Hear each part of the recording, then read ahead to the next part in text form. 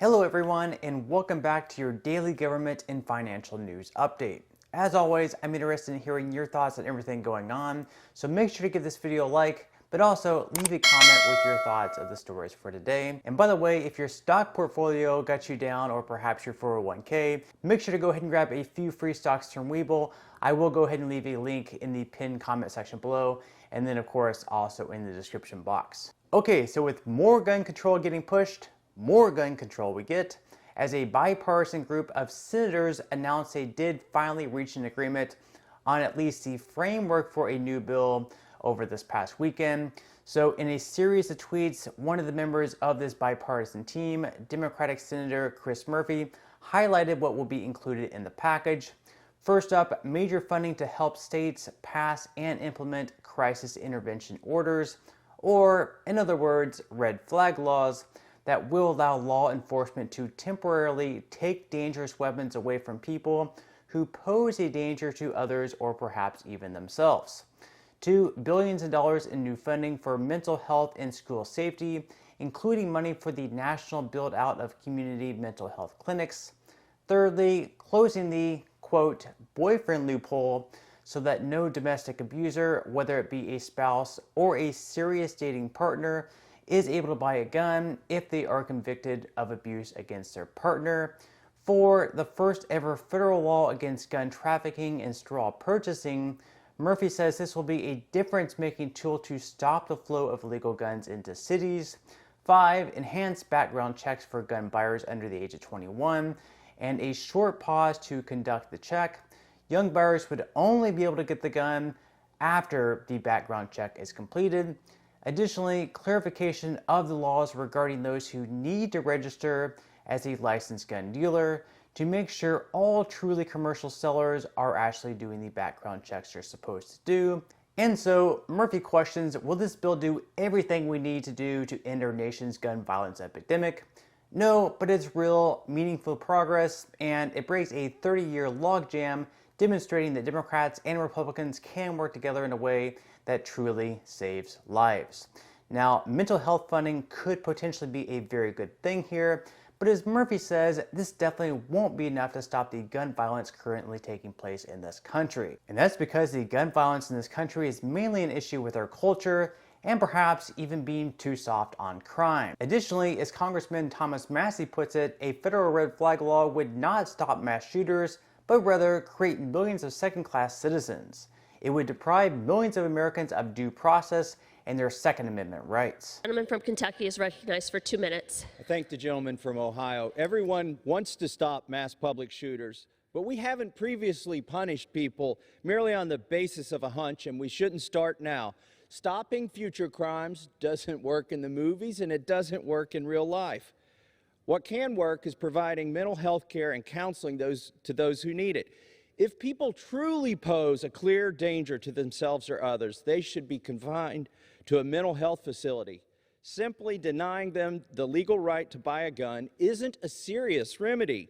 Actually, it's already possible to take a dangerous person's guns away. But Democrats are completely ignoring involuntary commitment laws that are on the books in all 50 states presently, known as the Baker Act in Florida or the 5150 Code in California. These laws are different than the ones that are proposed today in one very important aspect. They involve due process. What's the difference? In the existing involuntary commitment laws known as Baker Act, there's a mental health care expert involved. There's no such thing in the red flag laws. There's the ability to challenge your accuser to have a day in court before your rights are deprived. There's no such opportunity in the red flag laws. You get an attorney appointed to you if you can't afford it. No such thing in the red flag laws in many of the states. And there's pre-dawn raids that endanger the lives not just of the person we're worried about, but of the officers who are tasked with carrying out the raid.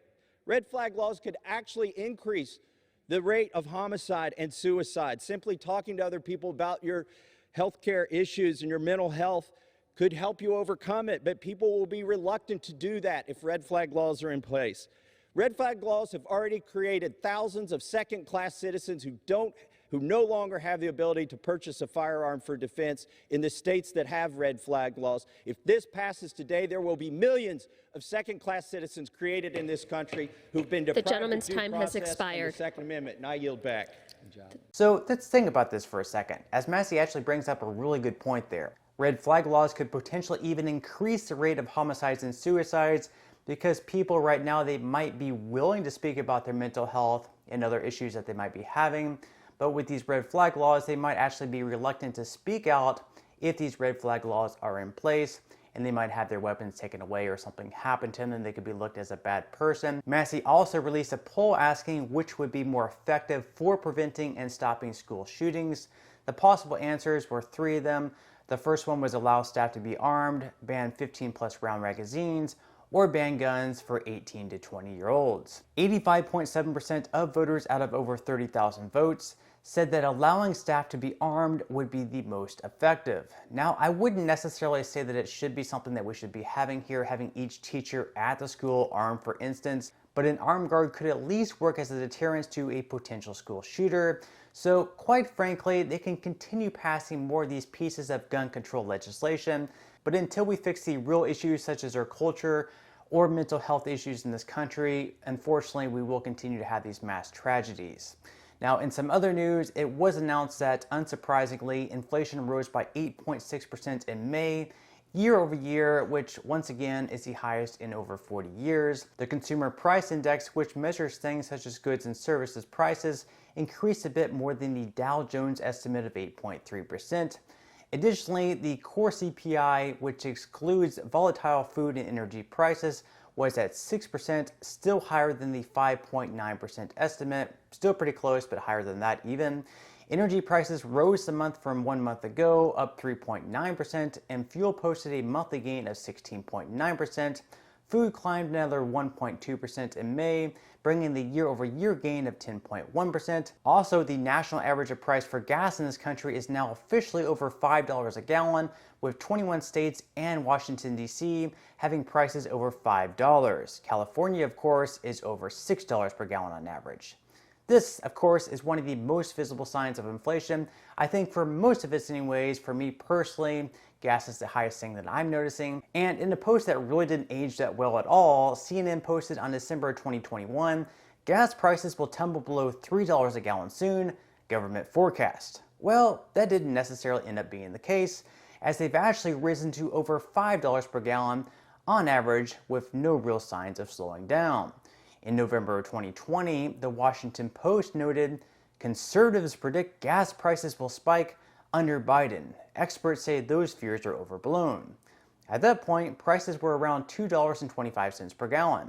In January of 2021, once Biden came into office, prices did spike a tad bit up to slightly below $2.50 per gallon.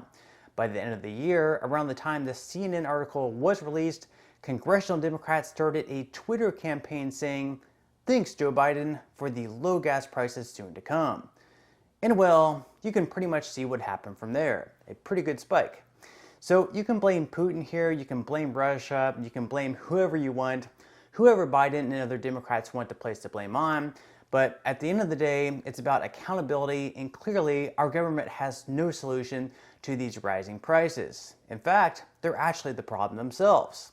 To them, they're so far out of touch with reality that they believe these high gas prices are actually a great thing because, after all, in their eyes, they believe that we can all afford some expensive electric vehicle, and they also believe that this will also create some great transition to everyone owning one. Yeah, I'm sure with this economy that we have that everyone can afford to go out and get a Tesla right now. These people truly believe that Americans are thriving so much economically right now that we can all afford to go out and buy a $60,000 electric vehicle. So overnight, and quite frankly all year long, stocks and Bitcoin have been absolutely plummeting. So right now, if we just look at a standard S&P 500 index, if we look at VU, for example, year to date, they are down $80.98 per share. That's down 18.44%, and we're not even halfway through the year. So if it continues at this point, we're going to be down 36% for 2022, which would be a huge downturn.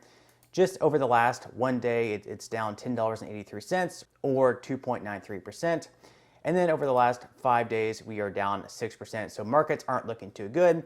Then if we go over to Bitcoin, things get even worse. Year to date, so far, we're down over 50%. And then over the last day, we're down 10%. So Bitcoin has fallen below $24,000. By the time I release this video, it could potentially rebound over the $24,000 mark, or it could potentially even go lower. So things aren't really looking too good right now. Could it potentially be a great time to buy into these prices now that they've sunken lower? Potentially, but it's also possible that they could even go lower. Where exactly is the bottom? We're not really sure. It could drop off, another 10%. It could drop off another 20%. It could drop off even another 30, 40, or 50%. We truly don't know where the bottom is here. Things aren't looking too good. So I'm not going to say go ahead and just buy in huge at this price. This is the bottom. It's potential that it is. So if you feel that this is the bottom, this would be a great time to buy in. You could get some really great prices, really great discounts at this point in time. But it's also possible that it could continue dropping off. So I'm not going to say for sure whether to buy in right now or whether to continue waiting further down the line. Now, obviously, this isn't a great thing for Americans. 401ks are dropping a lot. IRAs are dropping a lot. People who want to retire, people getting close to that retirement age, they're seeing their savings dwindle more and more each and every day. They're looking at their 401ks and things aren't looking too good right now. So obviously the Biden administration needs to step in and try to get everything turned around, but things just aren't looking too great right now. But on that note, I'm gonna go ahead and wrap up this video. If you did enjoy the content in today's video and you would like to see more like it, make sure to give this video a like, subscribe to my YouTube channel, and also ring the notification bell. That way you will be the first to be notified when I do release future videos. And until next time, have a wonderful rest of your day and stay informed, my friends.